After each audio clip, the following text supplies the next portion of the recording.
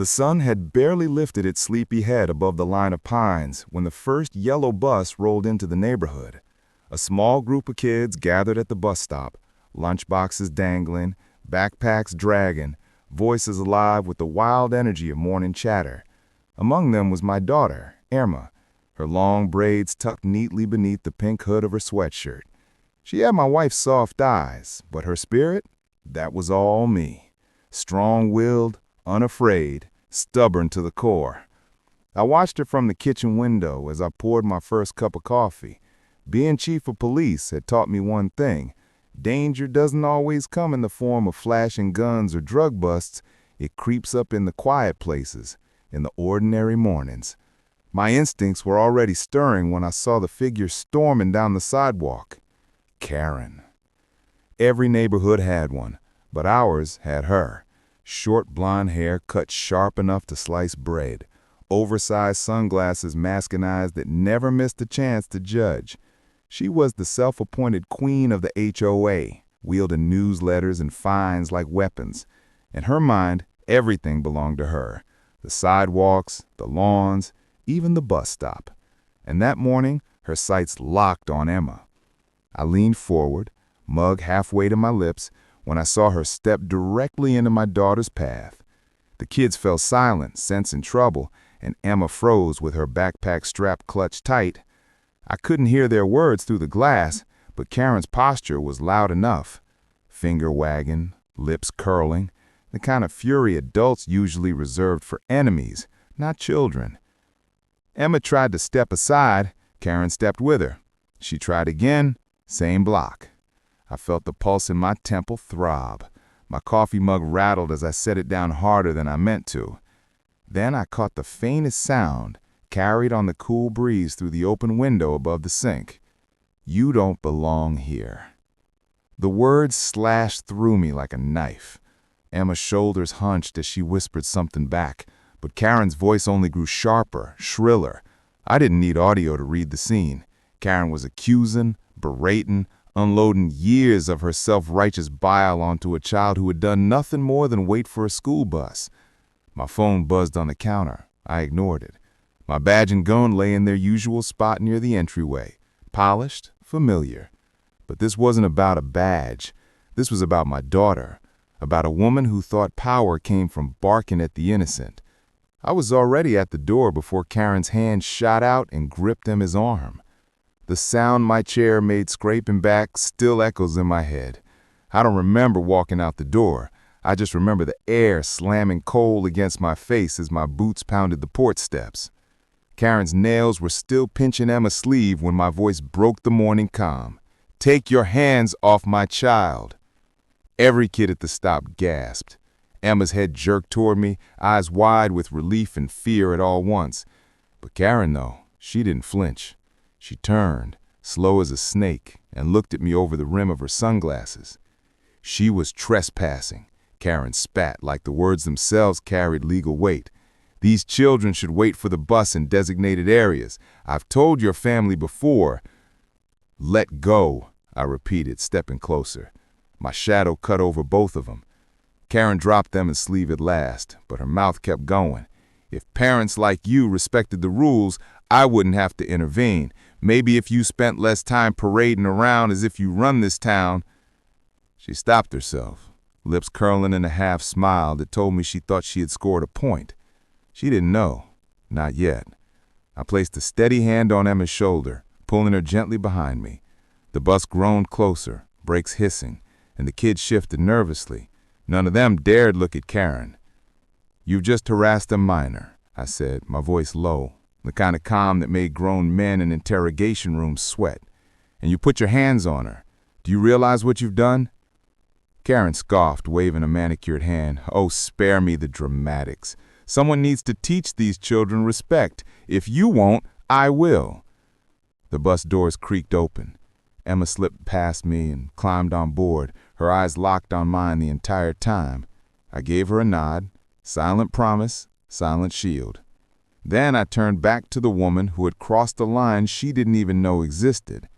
I leaned in just enough for her to see her own reflection in my eyes. Karen, you have no idea who you're dealing with. And with that, I walked away. Not because she deserved peace, but because revenge, true revenge, is best served slow, deliberate, and impossible to wriggle free from. What she didn't know yet was that the man she had just tangled with wasn't just another tired parent in this neighborhood. I was the chief of police, and in my world, harassment of a child was more than a neighborhood spat. It was a crime. And she was about to learn what happens when the law finally turns its full attention on someone who thought they were untouchable. The rest of that morning was a blur of reports and calls at the precinct, but no matter how many cases crossed my desk, my mind replayed the scene at the bus stop.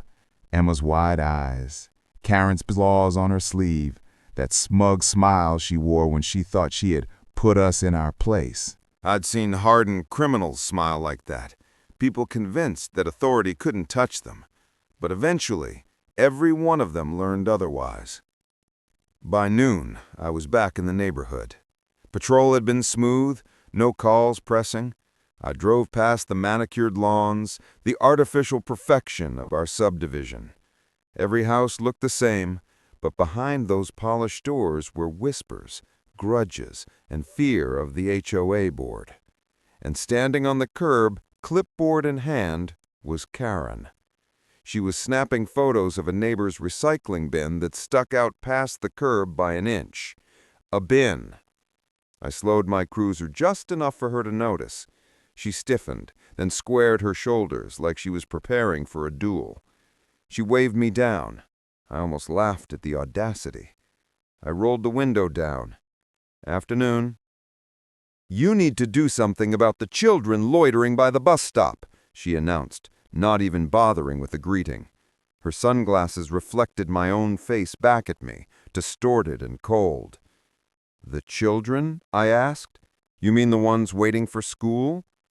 "Don't get smart," she snapped. "They trample lawns, they shout, they disturb the peace. Your daughter is one of the worst." My jaw tightened, but my voice stayed level. "My daughter has every right to stand there. So do the others. It's public property." Her laugh was sharp, brittle.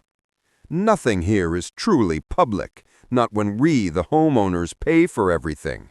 You might think your badge makes you untouchable, but in this community, I set the rules, not you." The arrogance was staggering, but I had dealt with worse. I leaned one arm on the window, watching her posture grow more rigid by the second. I said, "You've crossed a line. You don't put your hands on children, ever. You think the HOA gives you power, but all it gives you is paperwork and fines. Harassment, assault, those are crimes, and those fall under my jurisdiction." For the first time, a crack in her armor, a flicker behind the sunglasses, a twitch of her lips, but then she doubled down, chin tilted upward. "Big words, but you wouldn't dare. I'll have the entire board behind me." She didn't know the board had already called me more than once, privately, complaining about her overreach. She didn't know that half the neighborhood was quietly collecting stories, waiting for someone with authority to take her down. And she didn't know that I was already laying the trap. That evening, Emma sat at the dinner table quieter than usual, pushing peas around her plate. My wife Sarah noticed it too. "Rough day, sweetheart?" she asked. Emma shrugged. "Karen said I don't belong here, that I should go wait somewhere else, that maybe Dad just lets me stay here." Her eyes flicked toward me, uncertain. The knife in my chest twisted deeper. "Emma," I said, leaning forward, "you belong anywhere you want to be. Don't you ever believe otherwise." Her small nod was brave, but I saw the doubt. I'd seen that look in kids at crime scenes, the ones who'd been bullied, silenced, made to question their worth, and I knew I couldn't let Karen's poison fester. After dinner, I opened my laptop and pulled up body cam footage archives. Not my own, patrol cars in the area. The bus stop had coverage. Karen's little tirade would be there. All I needed was the right request. I filed it under potential harassment of a minor. Within an hour, the clip was in my inbox, Karen's voice, sharp as broken glass, cutting through the morning air, her hand gripping Emma's sleeve, her words, "You don't belong here." Evidence. Clean, undeniable. But I wasn't ready to strike yet, not just with charges. Karen had built her empire on intimidation, on neighbors too scared to resist. If I simply arrested her, she'd spin it as abuse of power. No, this needed to be bigger. It needed to expose her, strip her false crown in front of everyone she thought she ruled. So I made calls, quiet ones, to parents, to board members, to people who had bitten their tongues for too long. I told them I wasn't asking them to fight. I was asking them to tell the truth. By the end of the week, I had stories enough for a case file. Fines for noisy wind chimes, threats over flower colors, even one report of her sneaking onto a neighbor's porch to measure their holiday lights. All documented, all corroborated. Meanwhile, Karen escalated. She started standing closer to the bus stop every morning, arms folded, glaring at the children like a hawk circling prey. Emma clung to me each day before school, whispering, "She's going to be there again, isn't she?" Yes, I'd admit, but so am I. And I was, parked down the street in my cruiser, engine humming, watching as Karen's fury grew every time she saw me. She didn't know I was documenting everything, dates, times, behavior. She thought she was untouchable. Until the morning she crossed the line in front of a dozen witnesses. The bus was late. The kids were restless. Karen stormed in like a thundercloud, shouting that the children were damaging community property simply by standing too close to the hedges. One boy, tiny, maybe 8, spoke up and said, "We're just waiting for the bus, lady." Karen grabbed his backpack strap and yanked him back from the curb. The boy stumbled, eyes wide. And that was it. I stepped out of the cruiser, badge glinting in the morning sun, and the entire crowd went silent. "Karen," I said, voice carrying down the street, "you're under arrest for harassment and unlawful restraint of a minor." Her mouth opened, closed. She sputtered, "You can't arrest me. I'm the HOA president." I held up the footage on my phone, the clip already cued, her hand pulling the child. The parents gasped. The children stared. The bus driver, just arriving, froze mid-step, watching history unfold. "You thought the rules made you queen," I said, slipping the cuffs from my belt. "But out here, the law doesn't bow to you." The click of steel around her wrists was louder than any gavel, louder than any fine notice she had ever written. And as I read her rights aloud, the neighbors, her subjects, finally exhaled, as if the spell had been broken. What she didn't realize was this was only the beginning, because the arrest was just step one. The true reckoning, the kind that would shatter her reputation and strip her of every ounce of false power, was still to come. The news spread faster than fire in dry brush. By the time I brought Karen into the precinct that morning, the phones in dispatch were already buzzing with calls from neighbors. Some were shocked, some thrilled, a few indignant, but none of them could stop talking about it. And that was exactly what I wanted. I had her seated in the interview room, wrists still cuffed, sunglasses removed. Without the oversized mask, she looked smaller, older, but her arrogance didn't shrink with her frame. "You'll regret this," she hissed, leaning forward across the metal table. "I know people. I can have your badge by tomorrow." I sat opposite her, hands folded. "You've harassed children in public, multiple witnesses, recorded footage. This isn't about my badge.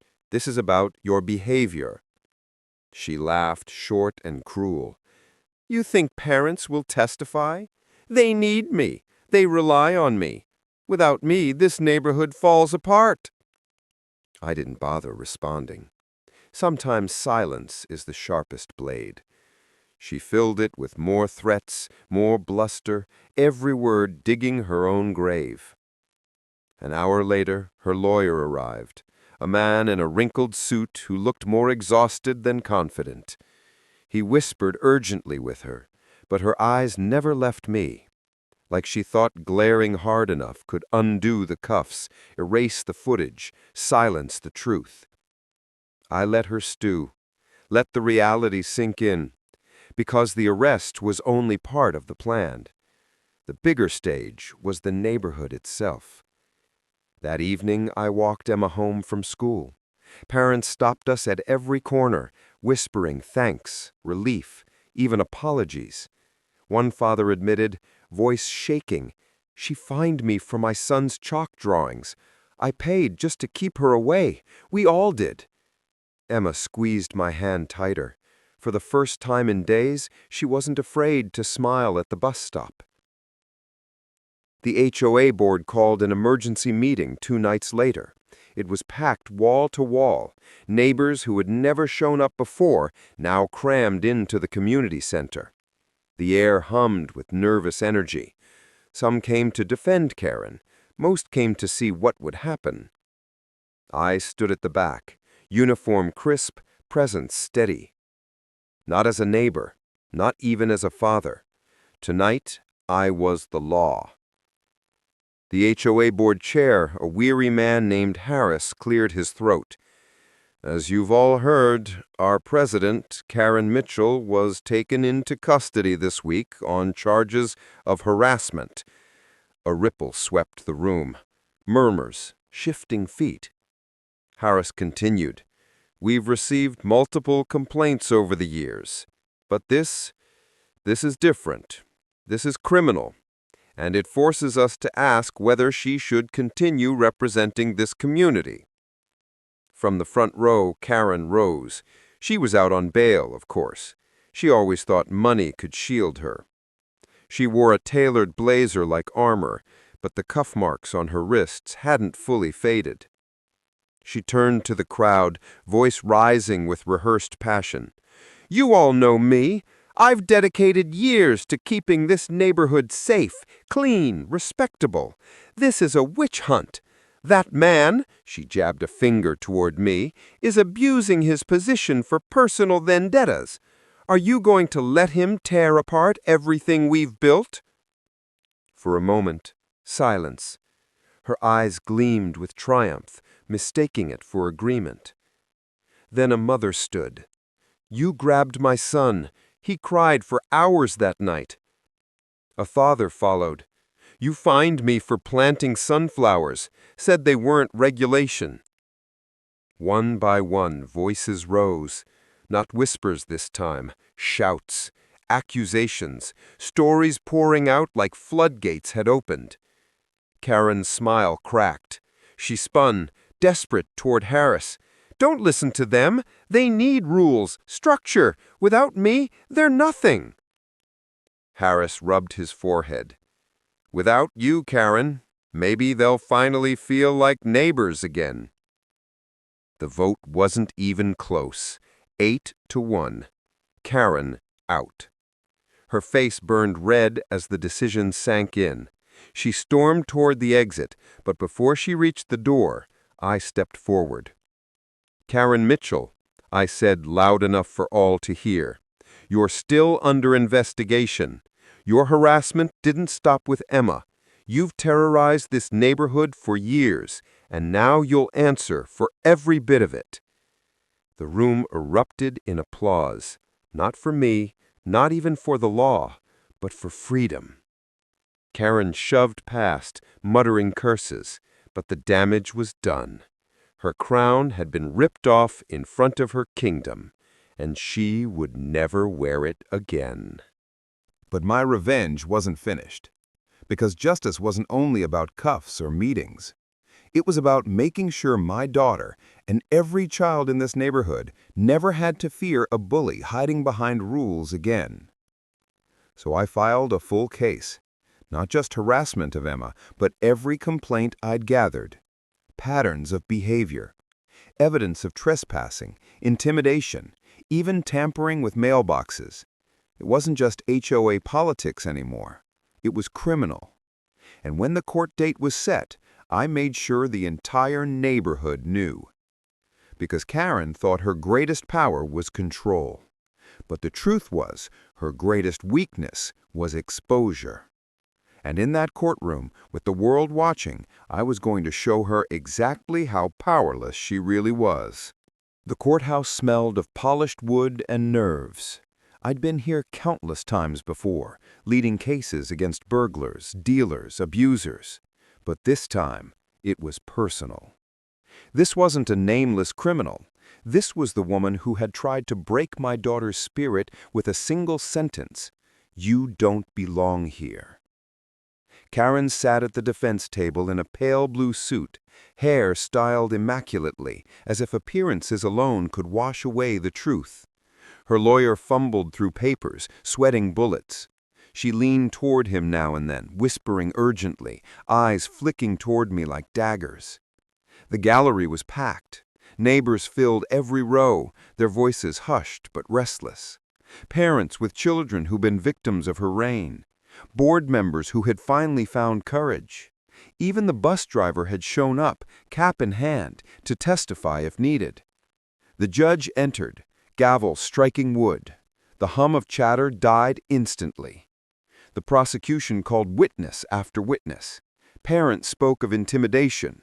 Children, brave enough now, told their stories, how she shouted at them, threatened them, grabbed them. Each testimony was another nail in the coffin of her so-called authority. And then came the footage. On the screen, Karen's voice rang out crystal clear: "You don't belong here." Her hand gripping Emma's sleeve, yanking the boy's backpack. The silence in the courtroom was deafening. Even her lawyer closed his eyes, as if wishing the tape would vanish. Karen's turn on the stand was inevitable. She straightened her blazer, lifted her chin, and walked with forced grace. But her voice wavered under oath. "I was protecting property. Children caused damage. They needed discipline." "Discipline isn't your right," the prosecutor snapped, "especially not through harassment and physical force. You acted like a tyrant, not a neighbor." Karen's mask cracked. Her voice grew shrill, echoing through the chamber. "If I didn't enforce the rules, who would? Without me, they'd all fall apart. Someone has to control them." The words hung in the air like smoke. Control. That was her truth. The judge leaned forward, voice heavy. "Control does not equal justice, Mrs. Mitchell, and harassment does not equal order." The verdict came swift and sure. Guilty on multiple counts of harassment, guilty on unlawful restraint, probation, fines, mandatory community service. She avoided jail time only because no child was physically injured, but her reputation, her empire, her illusion of power was obliterated. The gavel struck, and with it, the chapter of Karen's reign closed. Neighbors left the courtroom with relief on their faces, some hugging, some laughing quietly as if a great weight had lifted. For years they had lived in fear of her clipboard, her fines, her threats. Now she was nothing but another name in a docket. Karen stormed out, but no one followed. She was alone. I stayed back, gathering my notes, until I felt a tug at my sleeve. Emma stood there, small but steady, her eyes shining with pride. "Daddy," she whispered, "did we win?" I knelt, meeting her gaze. "We did. But more importantly, you won. She can't hurt you anymore." Her arms wrapped tight around my neck, and for a moment, the uniform, the badge, the courtroom, all of it faded. I was just a father, holding his child safe. That night, the neighborhood gathered at the bus stop. Parents, children, even Harris from the board. There were no speeches, no votes, just laughter, chatter, kids running without fear. Someone brought donuts, someone else brought juice boxes. It felt like a block party disguised as liberation. Emma sat on the curb with her friends, giggling, carefree. For the first time in weeks, the bus stop wasn't a battlefield. It was just a place where kids waited for school. I stood a little apart, hands in my pockets, watching. A neighbor came up beside me, clapping a hand on my shoulder. "Chief," he said, voice low, "you didn't just protect your daughter. You gave us our neighborhood back." I nodded, eyes still on Emma. That's what fathers do. That's what neighbors should do. And as the bus rolled up the next morning, children bounding aboard without fear, I knew that Karen's downfall wasn't just about revenge. It was about restoring something bigger. Peace, belonging, the simple right of a child to wait for her bus without being told she didn't belong. Karen would fade into bitterness, her power stripped, her legacy one of infamy. But Emma, she would remember that her father stood for her, that no bully, no matter how loud or powerful they seemed, could ever decide her worth. And that was the true victory.